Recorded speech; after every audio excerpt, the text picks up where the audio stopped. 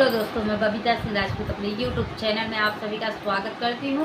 तहे दिल से स्वागत करती हूँ। आशा करती हूँ आप लोग बहुत अच्छे होंगे, स्वस्थ होंगे, मस्त होंगे। दोस्तों अच्छे होंगे। आज मैं आप लोगों के सामने एक दर्द भरा कजरी गीत लेके आई हूँ, भाई बहन पे आधारित। कैसा लगेगा कमेंट में ज़रूर बताना।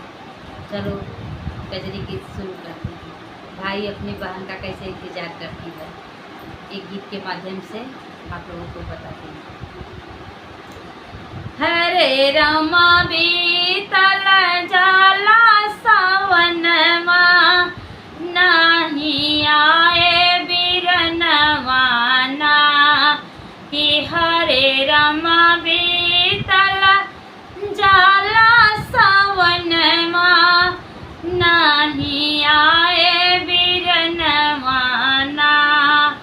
कि नहीं आए बिरनवा ना, कि नहीं आए बिरनवा ना।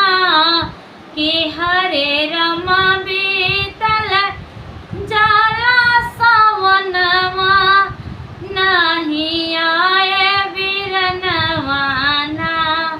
कि हरे रमा बीतल जाला सावनवा, नहीं आए बिरनवा ना।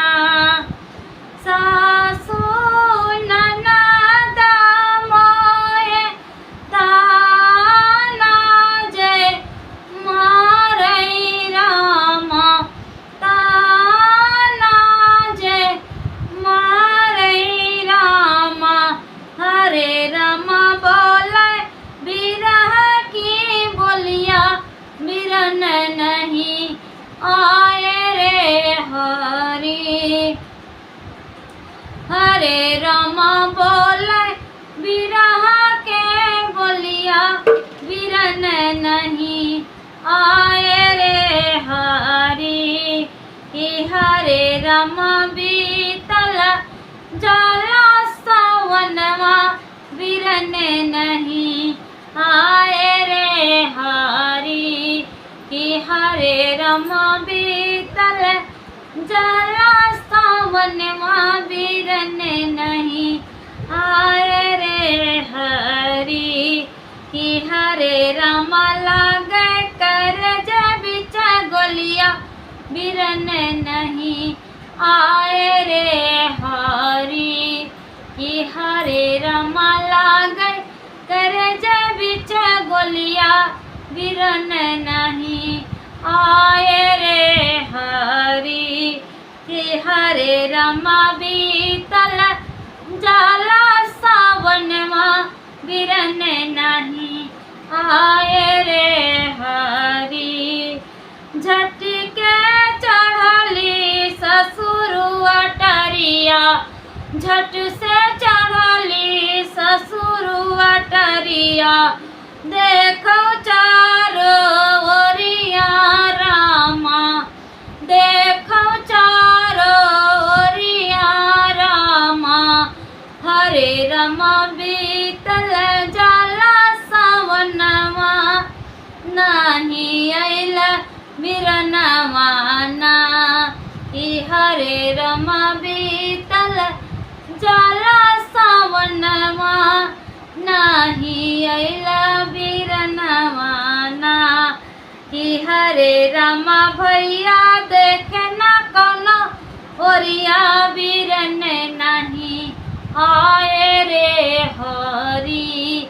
कि हरे रामा भैया देखे न कोनो ओरिया, बिरन नहीं आए रे हरि।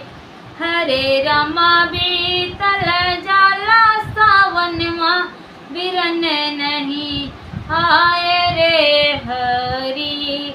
कि हरे रामा बीतल जाला सावनवा, बिरन नहीं आए रे हरि।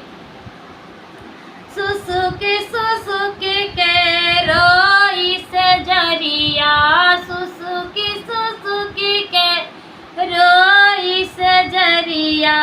केहू ना पूछे हलिया रामा, केहू ना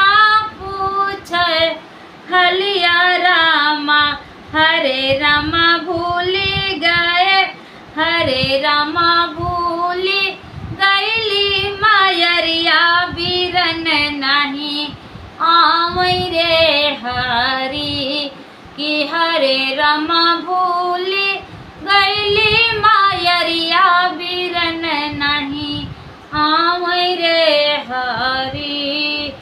हरे रामा बीतल जाला सावनमा नाही आए बीरनवा ना, कि हरे रामा बीतल जाला सावनमा बीरन नहीं आए रे हरी। दुअरा से आवे छोटा की नदिया, दुअरा से आवे छोटा की नदिया, हंसी हंसी बोलिया बोले रामा, हंसी हंसी बोलिया बोले रामा। हरे भाभी आए गए तो हरे भैया दुअरवा पे ठाढ़ रे हरी। हरे भौजी आई गए तो हरे भैया दुअरिया पे ठाढ़ रे हरी, कि हरे रामा बीतल